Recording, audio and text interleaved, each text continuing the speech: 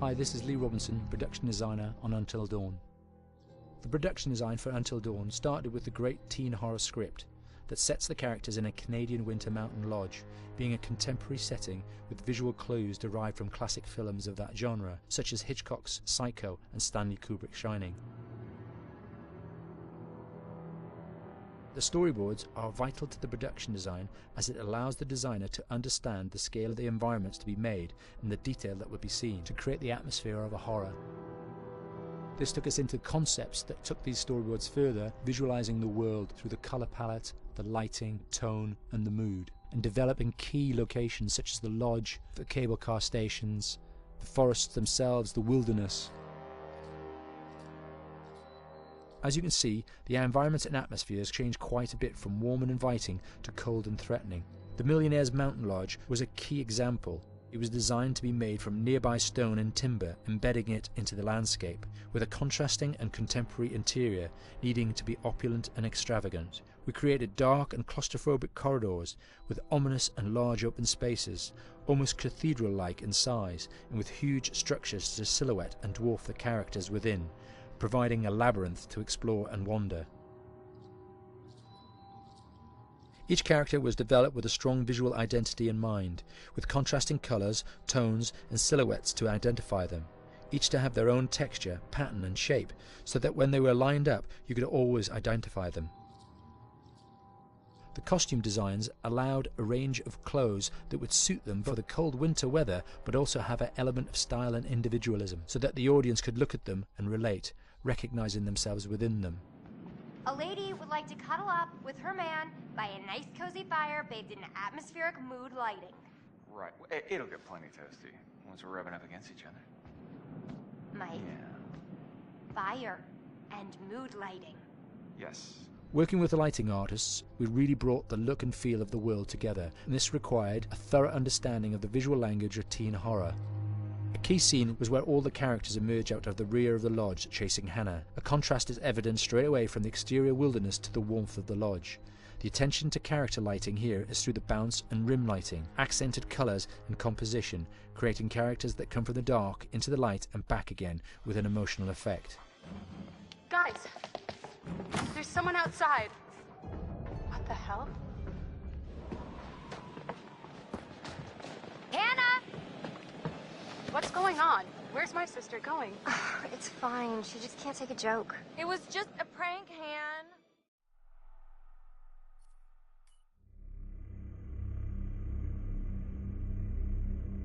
Until Dawn is a game that's full of horror, and one of the things we decided to do early on was to take a scientific approach to how scary it was. So we did experiments on people and we measured their responses to the game. We've created a test area. It's as close to a home setup as we can get it. We've recruited ordinary people to play the game and we've left them to play it on their own. You're turning the light off.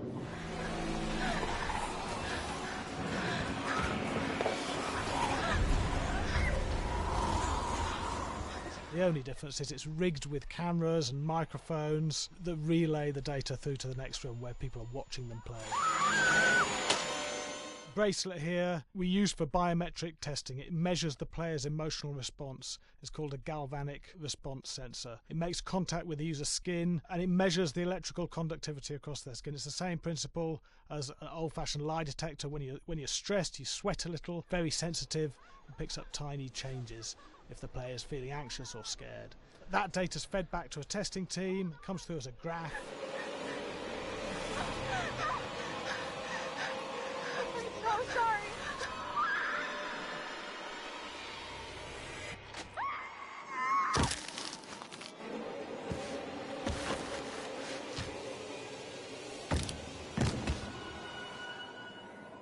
There's no point testing one or two people, you have to test a lot of people. And watch your step. When we have a scare that's consistently has a measurable emotional response, then we knew it was good. If it didn't have that, it goes back to the team for improvement. The data doesn't tell us what's wrong with the scare, it only tells us if it's working or not. Wait, okay, so you hear that too, right? Josh. Here we have a chapter relatively early in the game. Weirdly regular. nothing regular about it. We have to create tension and anxiety in the player so they are ready to receive the scare.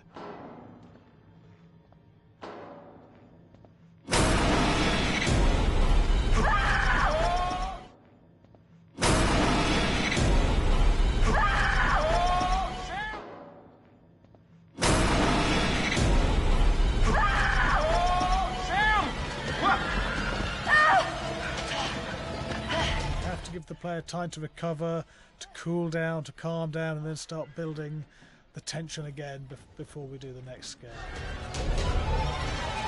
Hey. What? Hey. What the hell? Ooh, you just got mugged.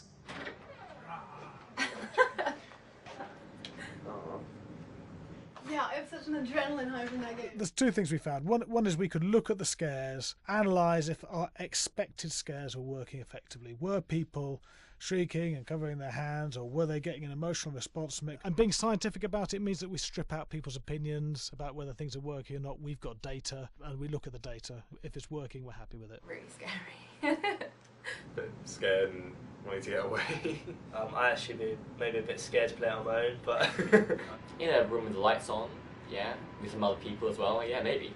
But because I'm a scaredy cat, I would play with someone in the room. And the lights on. It was one of the scariest games I've played in a long while.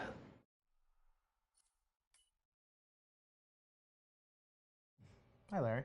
Hey, Graham.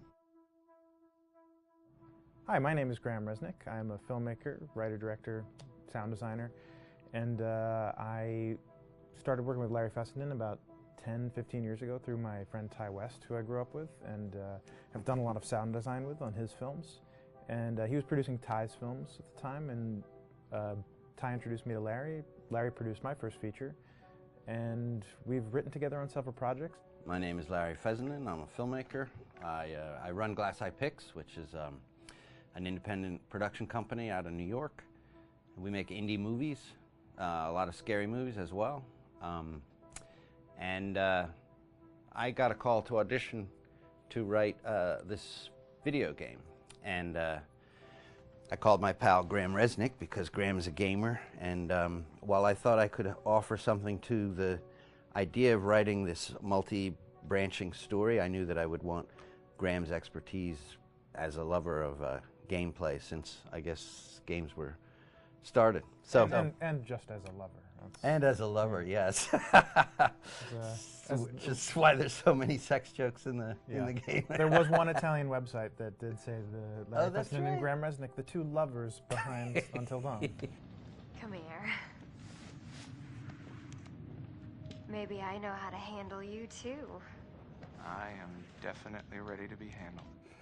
So I wanted Graham by my side. Yeah, and we got the gig, and it's been an amazing ride. Oh, hell yeah. Oh my god. She's taking her shirt off. What? Oh my god!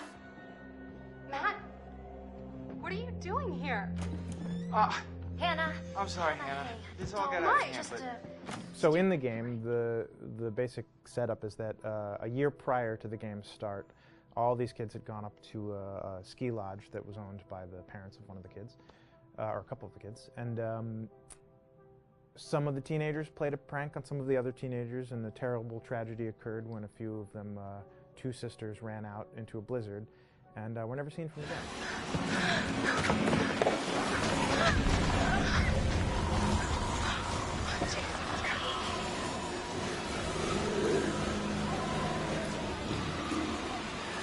So now, a year later, this is kind of torn apart, this group of friends. They've gone through some trials and tribulations in the past year. The brother of the two girls has had a lot of psychological issues, and to kind of help him cope and help them all get over it, they all returned to the lodge a year later, back up on the mountain. And the idea is to get over it, but... the healing does not begin. Yeah, and these kids are all trying to find themselves. They've been through a trauma, but in general, they're just teenagers trying to figure out who they are. So they're all kind of falling into the patterns, the stereotypes, the characters they see on TV and in the movies.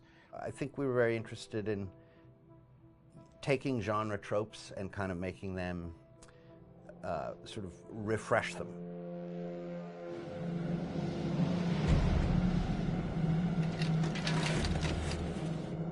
Hey, did you see that? Dad said it'd just be us this weekend. We're familiar with how slasher movies work.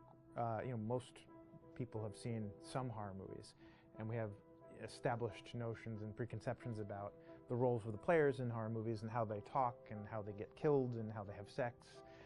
And to bring you into the game that way and then subvert a lot of those expectations was kind of our goal. They're haunted by some incident that happened in their past, which I think you pretty much figure out that that's going to have a role in their interaction. Yeah, so I think what was fun was we take some sort of stock characters and we try to give them some shape, but at least at the beginning they're recognizable in the way of groups of friends. There's the jock and the bitchy girl and the rivalries between everyone. And oh my gosh, and really fun characters too. Like we just had so much fun living in the minds of these characters through writing the script. What do you think? Jesus! It was fun. I think we were looking to get that kind of banter that you see both in movies, but also that you absolutely have with friends, and sort of those inside jokes. And of course, as writers and as friends ourselves, we sort of developed little tracks, and we try to give the characters that kind of vibe.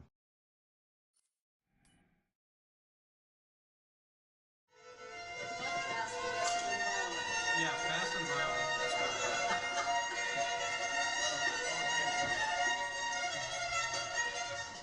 All right, from the top.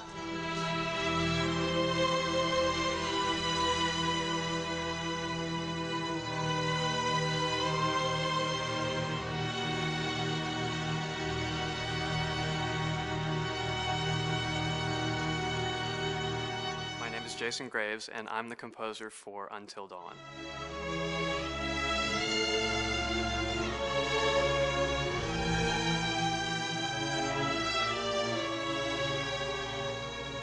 I've been involved with Until Dawn for about a year now. Originally, I was contacted by Barney Pratt, the audio director. I think that had something to do with my lineage of horror games, and hopefully not the fact that my last name is Graves, although a lot of people seem to associate my name with scary music.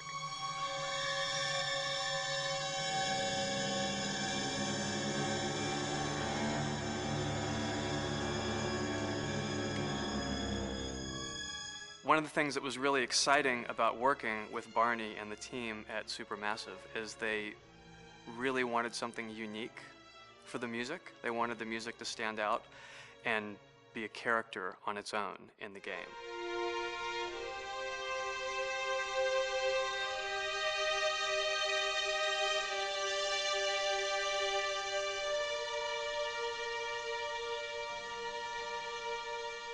When I'm first starting on a new score, and it doesn't matter if it's film, television, or games, I always end up going to the main theme. Sometimes the developer or producer isn't even necessarily interested in the main theme at the beginning. I just want to do it for myself, because for me the main theme is the identity of the game. It establishes the mood, the atmosphere, and the character of the music and how it's going to be playing in the background. And that's what we did with Until Dawn. That was actually my demo pitch to Supermassive Games. I put a main theme together, recorded all the instruments at my studio, and sent it to them. And they liked it. We actually ended up recording that exact theme, all the instruments and everything, live here at Ocean Way, probably 9 months ago. And that's what we've been using in all the demos for the game, and that's the final version of the theme that is the main theme that you'll hear on the menus and in some key pieces of gameplay.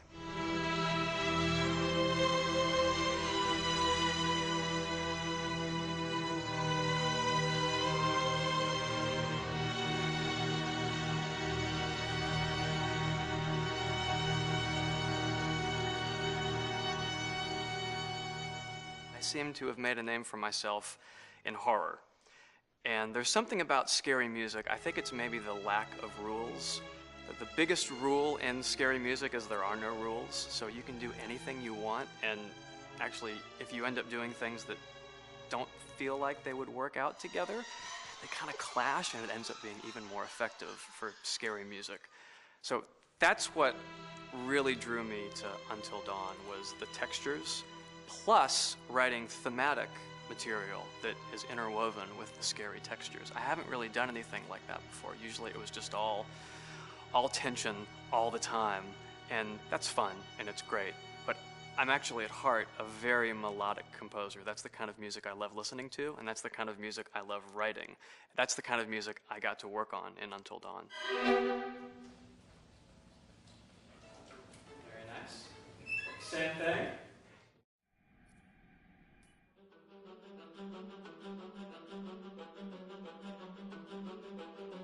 My name is Will Biles, Executive Creative Director of Until Dawn. The first part of getting a believable facial performance in-game is to capture, topographically, the actor's range of emotional expressions as separate versions of the same head. Every tiny nuance gets digitized and merged, effectively creating a model that can recreate every facial movement that the actor makes. Once the topography has been recorded, the actor's performance itself can be captured by using a predetermined set of marker points, drawn precisely on the face, and a high-def helmet cam, wirelessly linked to capture devices. The camera is the small box where it looks like the microphone should be. Outro Sam. Mark. It records in high def the movement of the dots throughout the performance that will drive the expressions captured earlier. Unlike other systems, this form of capture is far less lossy because there are fewer interpretations between performance captured and performance rendered finally in-game. The audio is also recorded via two separate lavalier mics attached to the helmet. It takes a while for the actors to acclimatize to carrying around the recording devices and the helmet cams, but very soon the shoot becomes similar to any other effects shoot or a green screen shoot. The actors in these scenes are only recording facial animation, but use cursory body movements for pacing. Wait, and maybe we should all stick together and find everybody and make sure that we're all okay, so... 1-1, the year before the prank. Take 2, Mark. Other than the other actors, they have to use their imagination for everything and everywhere that they are supposed to be seeing and feeling. Idiot! So dumb! From a hot midday studio in Los Angeles to a freezing midnight mountain in British Columbia.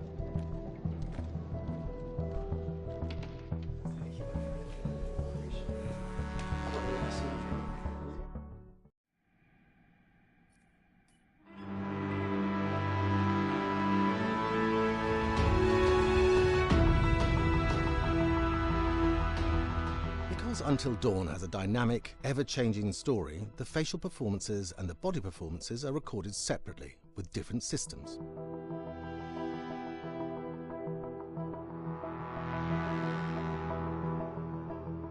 With the body capture, we use reflective bead suits and an infrared camera matrix system that drives the CG bone hierarchies in our character models. These performances cover everything from character locomotion, scene-specific performances and stunt work, most of which was recorded at studios in Pinewood and Shepperton, near London. Anna! Hello? Combining all the elements seamlessly in the final game becomes a formidable editing and logistical task. Every variation, both physical and emotional, must be combined in these multi-edits. Scaffolding props have to stand in for the sets, because the hundreds of infrared cameras have to be able to see all of the reflective beads on the actor.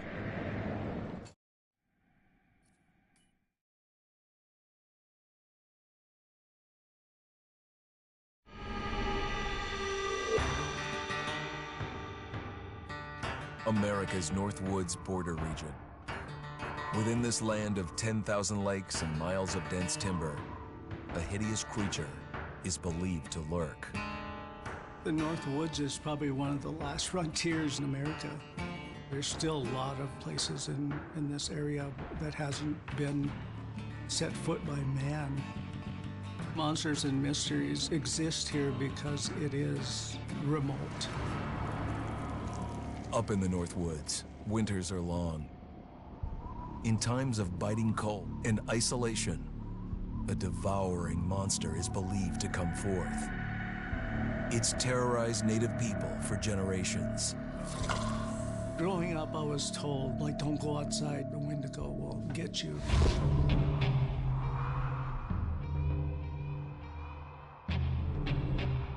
Among the traditions of the northern Algonquin tribes is the Wendigo, a monster that can seize hold of a person to carry out its hunger for human flesh. Many Native Americans fear even talking about this Wendigo, and even the mention of the name will let the Wendigo find out where you are, and it will open you up to be possessed by this Wendigo. The most famous case of a Wendigo possession took place in 1879. In the deep woods outside of Edmonton, Alberta. Swift Runner, a Cree Indian, was a trapper and a guide. He had left town the previous autumn with his wife, 6 children, and his mother. But when Swift Runner returned in spring, he was alone. Swift Runner came into a nearby village telling this heartbreaking tale. I had to watch them starve to death. Of his family being killed by starvation, and that he was the only survivor. My whole family gone. It wasn't hard to understand a family falling victim to a brutal winter. To even not. Yet something was suspicious about Swift Runner. He was a strapping man, and he came into town weighing over 200 pounds. It didn't look like somebody who had just weathered a terrible winter. He wasn't malnourished, didn't look like he was starving. He looked healthier than ever. After a few nights, it became clear that something was wrong. He started having night terrors, screaming in his sleep. I am the Wendigo! Villagers alerted the police. Swift Runner actually guided them back to his winter cabin. When they got there, that's when they saw the true horror.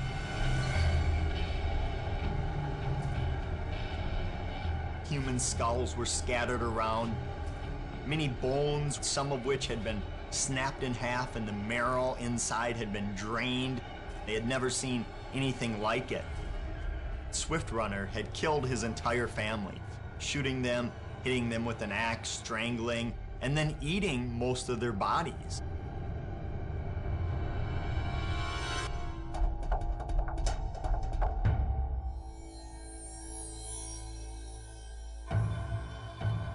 Right up until the moment the noose was on his neck, Swift Runner swore the evil spirit of the Wendigo had possessed him and twisted him into a cannibal killer. When he was on the gallows, Swift Runner himself said, "I am no longer a man."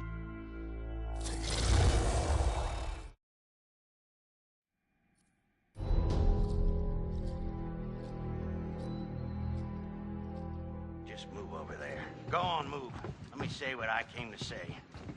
I'm here to tell you what you're up against being back on this mountain. You should never have returned. I don't know why you did after what happened last year. You mean with Hannah and Beth? Yeah, how could you know without being involved? I don't take kindly to you kids coming up here to my mountain. Your mountain. The mountain don't belong to me, it's true. But it don't belong to the Washingtons. This mountain belongs to the Wendigo. Hi, this is Lee Robinson, production designer at Supermassive Games. Understanding the ancient myths of the Wendigo was key for their development that helped the visual look. Through sketches and concepts, these elements were visualized, such as eyes being milky, almost dead, with loss of lips and eyelids due to frostbite, fangs growing and arms and legs getting longer, with skin hardening and thickening to look snarling and menacing, yet withered and lean. The hell was that? Another fucking piece of... Fingers and toenails extending like claws, allowing them to climb effortlessly. We made them look gaunt and weathered, and having ragged remains of clothes they wore. Blood-stained and rotten, with patches of hair still remaining, they retained strong skeletal limbs, which enable them to be agile and quick through the environment. Where are you? My name is Jamie Gallipo, Animation Director at Supermassive.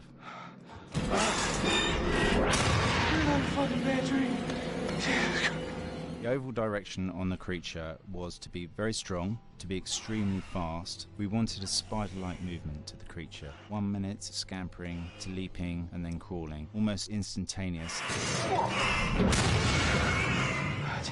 And finally, we wanted the creature to have this real, uncontrollable thirst for flesh.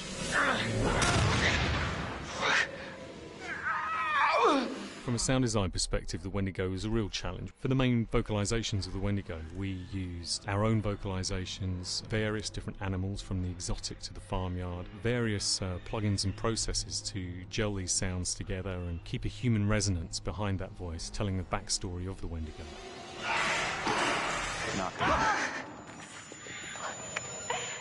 During the chase sequences, the anger of the Wendigo is felt by encircling breaths, screams and screeches that essentially chase you as you're being chased by the Wendigo.